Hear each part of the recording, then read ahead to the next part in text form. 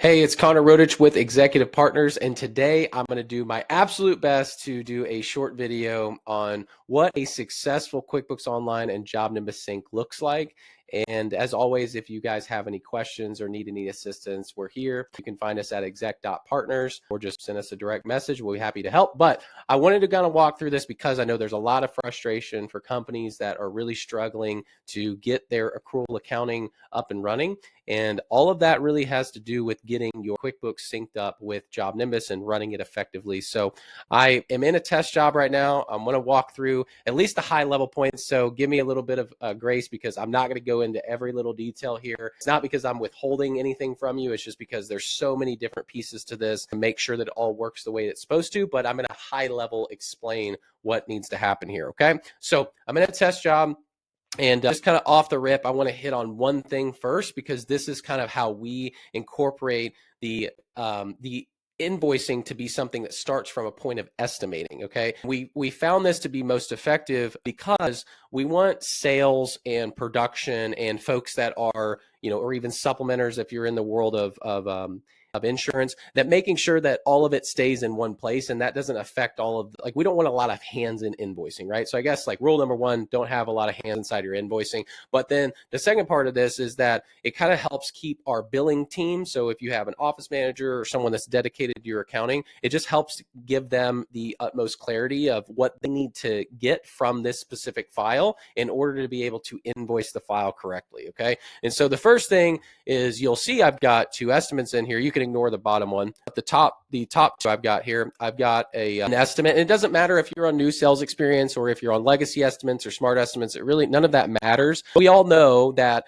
most estimates, when we go and we sign a contract with a customer, it's going to have the details of like all of our material, all of our labor, and whatever trades are involved there, right? So there is some strategy and some stuff that I'm skipping over there to get it to where we have it broke down in macros where we can see the different trades, right? Because we break those into sections. And so we'll have, the roofing section, the siding section, the gutter section, whatever the trades are that you incorporate in your business. And so all of that to say, this specific scenario, I'm going to act like this was a real estimate. Obviously, I've just made it for the example of this tutorial, but let's just act as if this was a $12,500 roofing job and a $2,500 gutter job, And so what I'm going to do is I'm going to then draft this estimate. Okay, so this would have at one point been approved, right? But then what I end up doing and what we teach our clients and partner companies is that we end up making this a draft status, and then we end up creating a duplicate estimate. But this duplicate estimate is a little bit different in that it only has the two line items or the macros that we're considering to be booked as revenue, right? And so that is a specific client that we have. They track different incomes in different ways, which I'm going to show you in just a second. But we have this residential roof replacement, $12,500. We have this other trades replacement for $2,500, which in this scenario is the gutter replacement, right?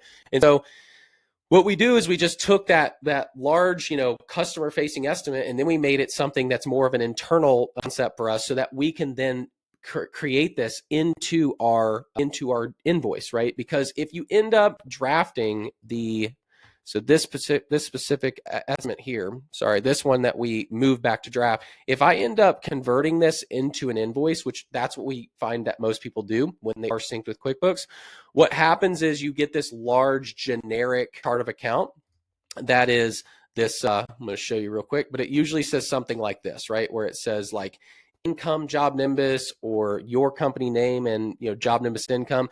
And so you can't really get that detailed in how you're breaking out your income streams. And so this is kind of a quick example of how we do this for our clients. So and every client is different, by the way. So I'll show you a couple of examples after I get done showing you this. So you can see we have like our roofing and non-roofing here. And then you'll see that we have another client that they have gutters, other roofing, siding, and then repairs, gutters, other roofing and siding, retail, gutters, other roofing, siding. So you can see that that's one example. And then another example is this commercial asphalt example and residential asphalt and low slopes and metals and things like that. So, but all that to say, everybody has a different set of chart of accounts, and not everybody wants to have all of their incomes grouped into one specific chart of account on their P&L. So the process of us being able to accomplish this is that we end up creating this duplicate estimate that is tied to a specific chart of account by way of products and services, and we end up drafting that original one and approving the estimate. So this is kind of the setup, I guess, if you will. And then what'll happen is, let's say that in here, if I'm like, okay, I got a change order, right? Well, instead of us adding those change orders to the already approved estimate, right? What we'll do is we'll say, okay, there's a change order like bad wood, right? Or something like that. And so then there'll be an extra, let's say $2,500 that we're going to add onto here. Okay. Now our total is $17,500. Well, what we end up doing is we're just updating the current estimate or adding another estimate. You can do either one. You can add or update the current estimate that you have, but making that tied to the specific product and service that's going to talk to that chart of account. Okay. So what I'm going to do is I'm now going to explain that process on the products and services side. So products and services, I was just showing you this like residential change order supplement product and service, right? So whenever I click into this, you'll see that I have this mapped with the change order inside the income account now I'm on QuickBooks, right? So inside of QuickBooks, I'm going to make this income account, this chart of account, this product and service, go to the chart of account change orders underneath this other income and discount section, okay? And the same thing would be said for if I wanted to go to like residential roof replacement, which was the other one I had in there, right? So I have residential roof replacement, cool, that's going under roofing, residential replacement. Cool, right? And so again, every company is a little different. I don't know, again, if you could see these screenshots I was showing just a minute ago, but again, it's specific to your business, okay? So we're going to convert this into an invoice, this one that we have already teed up and ready to go. That's the reason why we do this inside of estimates. So now if I was to say, okay, I'm going to do a full invoice on this job, okay? So the job's done, right? And I'm just collecting checks. I don't collect deposits. I don't have any progress payments. We're just, again, making this super simple. The job's done, and I'm ready to rock and roll with this specific invoice. Well, all I would do is copy that down, and then I would, obviously all this information is already in there and ready for me to go, right? Ready to go. So then I would save this invoice, and then I would make sure that I'm opening this invoice. And then what you will see, I just wanted to talk about this first. So I'm going to change the status to open. The reason why it's not synced to QuickBooks is because it's not open yet. Now, when I refresh this, you'll see it says yes. And then now if I go over to the actual customer and I refresh this, you will see that this customer now has a $17,500 invoice, which doesn't have a payment right now. This is just a receivable now, okay? And what'll happen is when I open this up and take a look at this, these products and services, let me open up the invoice. Either side of things, you can open up on JobNimbus or on QuickBooks, you'll see that it's tied to that specific products and services for res roof replacement, other trades, and change order, right? And all of these are talking to those specific chart of accounts on an accrual basis because you've already released this invoice to become, it's an open invoice, whether that's billed or unbilled to your customer, it's open, and so therefore it's going to show up on your accrual accounting, okay? So now let's go back and let's start from a place where you are a company that takes a deposit, and then I'll walk through this process of what is typical for most companies. So I'm going to delete this invoice, and then I'm going to start over. If I refresh, you're going to see that this invoice is now gone, okay? And so now I'm going to go over to, so see there's no information over here. So now what I'm going to do is I'm going to do this as if this were a $17,500 job. We're going to act as if that change order is part of our original, just for the sake of math. I'm going to do $17,500 job divided by 2. We're going to act as if we're taking a 50% deposit, okay? And we're going to ignore that change order is on there. We're just going to act like that was already part of the signed estimate, okay? So what I'm going to do from here is very simple, and this is where we actually do something very different in that we track our deposits against our so we make sure that the deposits are going to the balance sheet and logged as liabilities on the balance sheet. So that way we don't get deposits stated in income before it's actually earned income. Okay. So what we will do is we will have this kind of like residential or commercial most of the time deposit, okay? And so here you'll see that in this scenario, I'm going to be putting this $87.50 deposit onto the invoice, okay? And so what happens, you see how it says synced, it's not synced to QuickBooks, that's because it's not open, okay? But most of the time, and what most companies do, is when a check comes into the office and it's sitting at the desk, then they create this deposit invoice, right? So then that way what they can do is they can then log their check at the same time that they're creating this invoice, okay? And then they'll save the payment, and then what'll happen all in one shot is that it will actually sync to QuickBooks, and it will also already clear that invoice out. So that way you don't have a receivable, okay? So instantaneously what happens is it opens an invoice and then it closes an invoice. And so you'll see that I now have this 8750 invoice sitting here and an 8750 payment.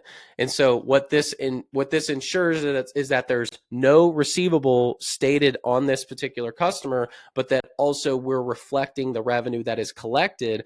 But since this is a deposit, where is that going to land? Well, that's actually going to land over here in the deposit section of the balance sheet. So I've already got this pulled up.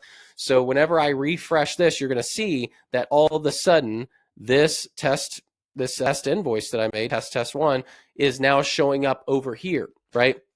And so what we're doing is we're keeping this off of our stated income until the job is actually completed, and we take this other 8750 and make this an actual incurred revenue, okay, and where we've actually earned the revenue on this job. So this is sitting here. We're going to leave this here for the time being, okay? Now we're going to go back to our job, and we're going to then make our final invoice, okay? So again, up top here, we would convert this down. And then what we would do is, because we have that deposit already collected, what we need to do is we then need to go in here and we need to, not discounts. We need to go find that res deposit, right? Sorry, I got to move my face out of the way so I can see. So residential deposit right here, okay? And so this residential deposit was 8750, right? And so now what you're going to see, I have to do a negative there. So I'm going to take that 8750 out of this equation now, okay? So now I've got a 8750 deposit that I'm crediting to this final invoice, which obviously is half the amount of what that 17.5 was. And then now I am done with my final invoice, and I'm ready for me to either open it or send it to my customer or whatever the case may be, okay? So I'm going to go ahead and give you the example of what this would look like. So again, this is saying no because I don't have it opened. And so if I refresh here, there is no invoice over here yet, right? So then if I go in here and I open this up, let's go ahead and open, right? Then what's going to happen is this is now going to reflect on the customer end. So you're going to see an invoice pop up for that customer, okay? And so in this scenario, this is exactly how this should work. This is exactly how this should look, okay? And so now, because you have a $8,750 AR represented on this customer, but we've now, and this is what I'm going to show you from the deposit side of things, we now have credited this deposit out of the scenario, okay? So when I refresh here, you're going to see that this deposit has now a debit, right, out of here that is saying, hey, I took this in originally, and this is sitting on my balance sheet in the liabilities section of my balance sheet until I essentially deduct it from my balance sheet to then credit it as an income for something that is earned, right? And then whenever you get over onto the P&L side of things, you would see that we have a total of $17,500 between this invoice here and this invoice here showing up as the incomes that are earned for this specific job, okay? So hopefully this has been helpful. I know that this is a lot of information to pack in 15 minutes. I try to do my very best to actually be under 10, but it's just too much to cover, and I actually skipped over a lot of things. But I wanted you to feel like you could get at least a good taste of how we execute things so that you can get this nice, pretty view of all of the income stated in a very specific way, and also be able to keep your accrual accounting in order between what you're releasing in receivables from your sync with JobNimbus, as well as what you're doing in the bill entry side of things from QuickBooks. So that way you have an accurate accrual picture looking at your business. And then eventually, as Profit Tracker and some of these things release, we'll be able to get those bills to sync over automatically. And so it's going to be it's going to be interesting, I guess, to see the evolution of how this sync ends up becoming better and better in the long term for accrual accounting specifically. And one thing to just make sure that as I finish out this video, if you're putting in a invoice and you are saying, okay, it's a $17,500 job, just based on the example I did a minute ago. And I open up that invoice and I just start applying a bunch of payments to that invoice. And I'm not actually done with the job. Let's say I applied a deposit and then I applied a supplement or change order, or whatever, and I haven't actually incurred that cost and earned that work, right? Well, then you are not running on an accrual basis, because it's not an accurate you're overstating your receivable detail whenever you are showing that you have a $17,500 invoice when you haven't actually even produced the work yet. So that's why we do this deposit piece that way. So that way it stays off of our books. It's put to a specific chart of account. And then when we reload in, then we make sure that all of our chart of accounts are going to the right, or excuse me, all of our products or services are talking to a specific chart of accounts for those incomes to go to the right place. And then as everything kind of comes back through and then credits that deposit back into the final invoice, then everything ends up becoming the way that it should from the standpoint of both accrual and cash reporting on an accounting metric. So hope this has been helpful. Appreciate you watching the video. And as always, if you have any questions, reach out. We'll be happy to answer them. Take care. Thanks.